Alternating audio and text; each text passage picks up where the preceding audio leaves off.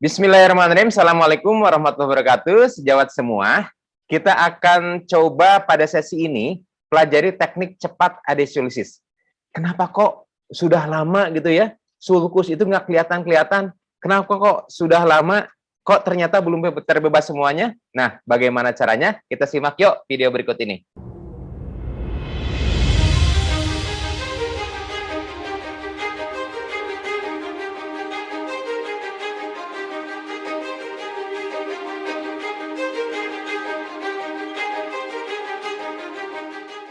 Bismillahirrahmanirrahim, sahabat-sahabat semua. Ada pertanyaan, kenapa sih adesiolisis itu penting? Kenapa sih adesiolisis itu harus dilakukan dengan cepat? Ya pada intinya kalau kita bisa dilakukan dengan cepat, kenapa harus lambat gitu ya? Pada intinya kan begitu ya. Nah, kita akan telusuri yuk, ada apa dengan adesiolisis? Baik, saya akan coba tampilkan kembali ya penelitian yang pernah saya sampaikan tentang penyulit yang timbul beberapa saat kemudian, ada berapa bulan, ada berapa tahun gitu ya. Ini diambil dari jurnal dari Pediatric Surgery. Saya sampaikan lagi bahwa dari 1720 yang disunat pada newborn circumcision, ya, 46 adalah masalah incomplete appearance. Jadi incomplete circumcision. Jadi seolah-olah itu belum disirkum. Nah, pertanyaannya, ada masalah apa seolah-olah ini jadi lagi atau redundant? Ya, pertanyaannya, kenapa kok ini bisa terjadi? Demikian juga lihat, dari 476, 185, 185 kan gede banget tuh ya. 185 dari 476, penyulit yang timbul adalah masalah seolah-olah si foreskin itu tidak disirkumsisi. Masalah yang kedua, terjadi kembali adesi. Ya. Nah, makanya adesi ini kenapa kita bahas secara khusus? Karena beberapa pertimbangan, di antaranya pertimbangan tadi ya. Kalau saya perhatikan sih, dari beberapa penyulit yang timbul, itu ada kontribusi adesiolisis yang tidak sempurna. Contoh begini, timbulnya penyulit delay wound healing, ya, ternyata setelah diinvestigasi sebagian kasus, adesi itu tidak sempurna. Di sana banyak masih perlengketan. Ketika perlengketan masih terjadi di sana, mungkin ada investasi bakteri yang ada di sana, resiko infeksi. Ketika adesiolisis tidak sempurna, mungkin ada smegma di sana. Smegma salah satu tempat berkembang biaknya bakteri yang ada di sana. Ya. Nah, ada penyulit yang fatal, teman-teman. Penyebab tidak langsung cedera pada glans penis adalah adesiolisis yang tidak sempurna. Beberapa kasus saya sudah ceritakan beberapa kali ya. Beberapa kasus terjadinya penektomi, ketika ditelusuri, saya buka itu ya, amputitnya itu, yang potongannya itu, glansnya itu, ternyata adesiolisnya itu tidak sempurna. Masih lengket di sebagian, banyak di bagian, bahkan di jam 6, itu sama sekali sulcus itu nggak nampak. Artinya, ini bisa berkontribusi terhadap cedera pada penis. Bagaimana enggak, coba teman-teman ya. Kalau misalnya masih lengket antara glans dengan prepucium dengan inner, ketika ditarik pada teknik klasik atau pada teknik guillotine, begitu ya, maka kemungkinan glans itu nggak bisa mobile, nggak bisa melorot, ya. Ya, kemungkinan glans itu ke bawah. Pada glans yang kecil, kemungkinan sensasi operator memang perlu dilatih juga. Sensasi operator mungkin, ini makanya mah bukan glans ya, tanpa melakukan teknik konfirmasi kan, ada 5 pasti itu kan pada teknik guillotine. Nah, pakai rumus itu ya teman-teman ya, ada 5 pasti, pasti teraba, kemudian pasti tidak terjepit, kemudian pasti mobile, kalau misalnya pada teknik lem pasti terlihat. Artinya apa? Ada 5 pasti. Pada saat posisi glans penis itu masih ada perlengketan dengan prepucium, sangat mungkin 5 pasti itu sulit untuk dilakukan. Oke ya? Jadi ini mempunyai kontribusi besar terhadap terjadinya cedera pada penis. Jadi penting teman-teman masalah adesiolisis itu. Yang ketiga adalah penyebab tak sahnya secara syariat Islam. Kenapa? Yang dipotong adalah kulit kuluf yang menutupi hasyafah. Ketika hasyafah masih tertutup, artinya secara syariat itu belum memenuhi kaidah-kaidah fikih kan? Oke. Nah, kenapa terjadi ini? Menurut saya sih ya, pertama tidak teliti itu. Tidak teliti. Kenapa? Karena harusnya kan bisa membedakan mana sulkus, mana corona.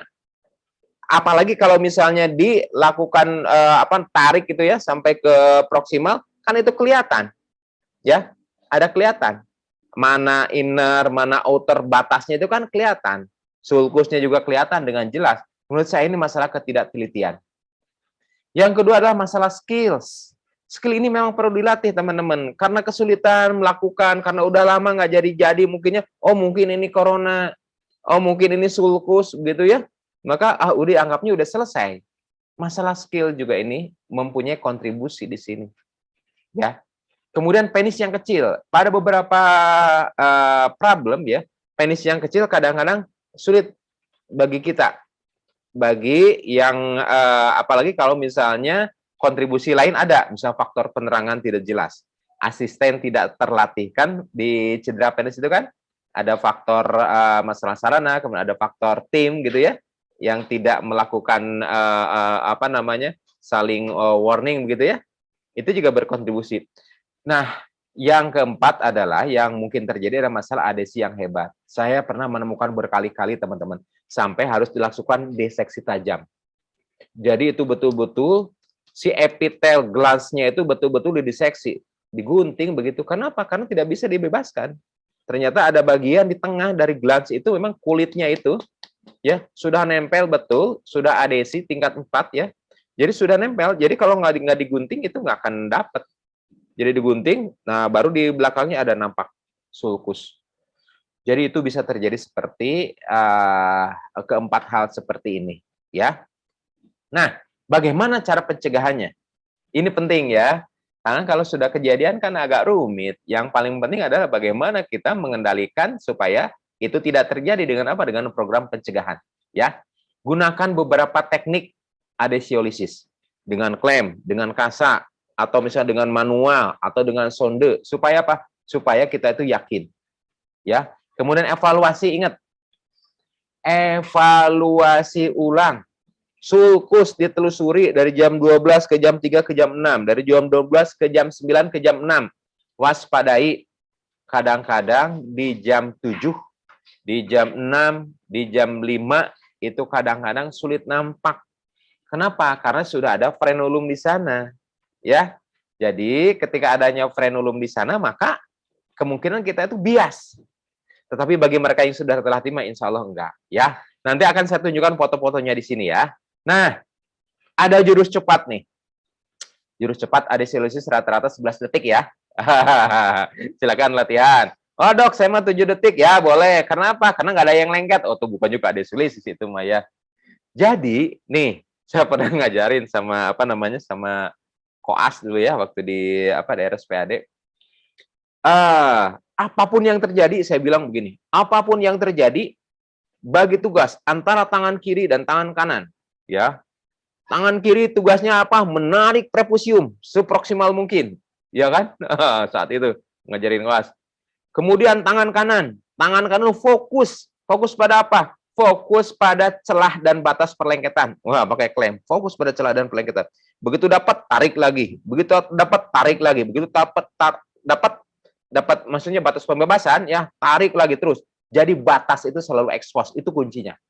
Saya bilang, Dek, tangan kiri itu ingat tugasnya apa, Dek? Memegang ini, Dok. Memegang prepusium. Tarik seproksimal mungkin. Ingat, Dek, ya. Apapun yang terjadi, tugas tangan kiri apa, Dek? Memegang prepusium dan menarik seproksimal mungkin. Kalau banjir gimana, Dek? Pegang prepusium, jangan, Dek. Banjir mah ya udah menyelamatkan diri. Kalau gunung meletus, jangan megang prepusium. Ingat dulu, aduh, Masya Allah. Iya, ingat waktu tahun berapa tuh ya, ngajarin adik-adik koas waktu stase di RSPAD. Jadi bagi tugas teman-teman ya, tangan kiri menarik prepusium seproksimal mungkin. Tangan kanan fokus pada celah dan batas. Celah batas, tarik lagi, dapat, tarik lagi. Kadang-kadang kita perlu 2 teknik sekaligus. Kadang-kadang pakai kasa.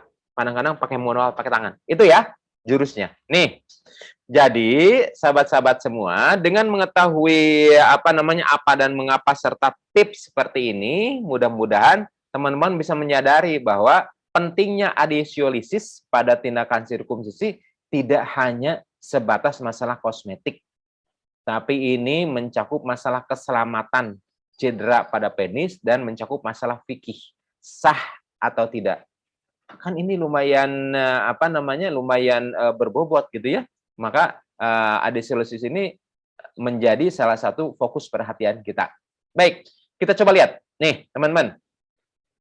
Jadi tips ya, identifikasi muara dulu. Kalau teman-teman ragu-ragu, wah jangan-jangan kita nyolok nanti ke meatus uretra. Gampang, tinggal pijit aja. Glans masih jauh apa enggak? Ya, kalau masih jauh jangan ragu-ragu, masuk aja. Udah masuk baru lebarkan, masuk lebarkan. Udah begitu dilebarkan, maka tugas tangan kiri ingat apa? Tarik seproksimal mungkin. Lebarkan, tarik lagi, lebarkan, tarik lagi. Nanti begitu kelihatan batas antara glans dan prepusium, nanti nampak nih kayak gini nih. Oke ya, itu kan batasnya nampak tuh ya. Ya, batasnya celahnya itu nampak. Kalau ada celah banget, wah ini untung banget deh. Tinggal masukin klemnya, buka, lebar kiri, lebar kanan. Buka, lebar kiri, lebar kanan. Ingat, tugas tangan kiri, tarik proksimal. Cepet, serius. Ya, dilihat tuh. Udah kelihatan celahnya kan? Ya, yang putih-putih ini garis adalah batas. Ya, jadi tangan kanan itu fokus pada celah dan batas. Tangan kiri fokus pada menarik prepusium seproksimal mungkin. Oke ya? Nah, ini kan lihat. Sekali ayunan, sekali tindakan, keren banget tuh. Udah luas. Dari mulai jam 11 sampai jam 3 tuh. Kemudian tangan kiri ingat, tarik. Ya, supaya apa? Supaya hasil dari kerja tangan kanan itu menghasilkan tarikan dan tangan kanan bisa melihat batas lagi. Tarik seperti itu. Ya, tuh. Ini kan jelas kelihatan. Corona, kemudian sulcus di jam 12, jam 1, jam 11 kan? Ya, ini sudah bebas. Gitu ya. Tuh. Ini jelas sekali tuh. Antara jam 12 sampai jam 3. Ini antara jam 12 sampai jam 9. Oke ya? Jelas banget. Tuh, lihat tuh. Jelas banget ya. Ini inner, kemudian ini outer, ini batasnya.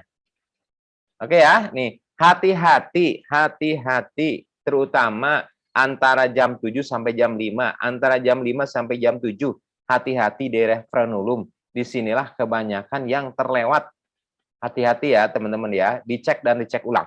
Nah sahabat-sahabat semua, saya akan menampilkan sekarang 2 video ya, mudah-mudahan ini bisa memfasilitasi teman-teman untuk melakukan